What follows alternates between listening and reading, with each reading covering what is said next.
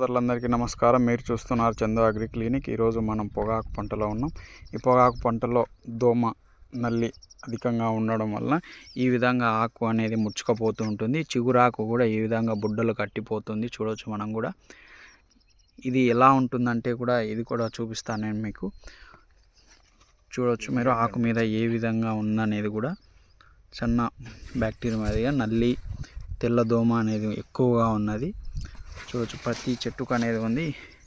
దీని యొక్క నివారణకు మనం ఏదైనా పురుగు మందు పిచికారీ చేసుకుంటప్పుడు ఎస్పేట్ మరియు ఇమిడాక్లోరోపిడ్ ఉన్న టెక్నికల్ కలిగినటువంటి మందును కలుపుకొని పిచికారీ చేసుకున్నట్లయితే ఇది ఒక దోమ నల్లి నివారించుకోవడానికి దోహదపడుతుంది. కాబట్టి ప్రతి ఒక్క రైతు చూడవచ్చు మనం ఇక్కడ కూడా ఏ విధంగా ఉందనేది కూడా చూడండి. నల్లగా కనిపించే మీకు.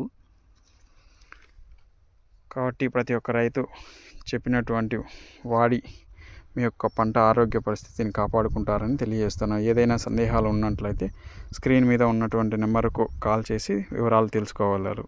ధన్యవాదాలు.